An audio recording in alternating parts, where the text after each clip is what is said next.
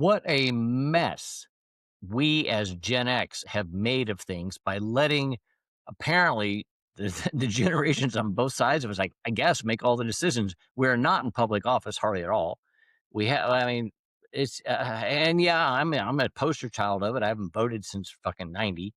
And so, but at the same time, I think that, I mean, we're left to hold a little bit of the bag there and the ultimate responsibility. But at the same time, it's like I was watching this thing the other day about all the jobs that are going to be gone by 2027 and how lawyers these days getting out of college are not able to find entry level jobs because the firms are finding that AI can do better than an Yeah. entry level person. And the problem with this is that not only is it losing jobs, but the generational exchange of information is going to be gone when these guys that are still there die.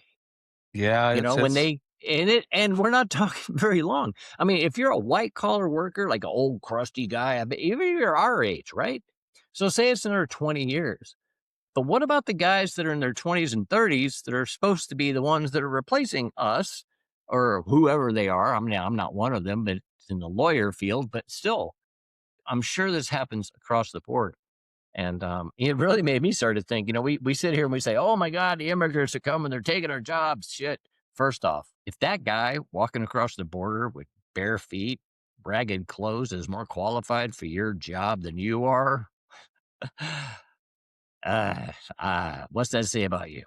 But at this, also, as far as immigration goes and people taking our jobs, say they all are, say we suddenly had 300,000 highly qualified people come and take all of our jobs, or 300 million, or whatever it might be, it scares the shit out of people. AI is going to dwarf that number. yeah, But we don't talk about it like that. We don't that's talk what about it like that. everybody's kind of scared of, is that why are so many people coming to a country to get jobs when there's just simply not gonna be jobs to come here to?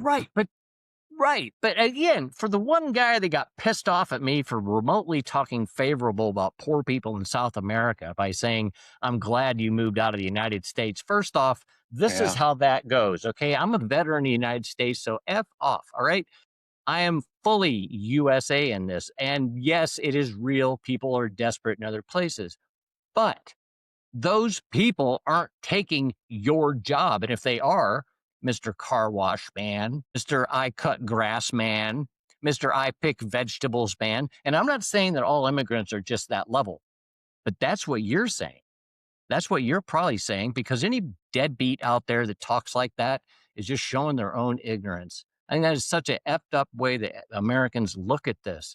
And yeah, this is me being I've lived with the noble savages and now I can say this, but it's not noble savages. It's the reality of the world. You know what I mean? If anybody knows, I might have been out of line by saying it like that, but I get so tired of hearing the way that people, especially now with the Venezuela thing, I follow guys on there like, oh, Petro threatened the United States. Petro threatened twice. Neither time did the president of Colombia threaten the United States in any way whatsoever. The first time that it reached all kinds of the gun tube people, the gun tubers, they started saying, oh, he threatened us. What did he say? He said, if you came to our country, we were going to fight back. That's a threat, because he said they're going to use military force. He said they're going to use military force if you come down here. Sounds like what Robert E. Lee said. Why are you fighting us, sir? I'm fighting you because you're down here. 'Cause you're here. States right, right. So it's fine then, but it's not fine now.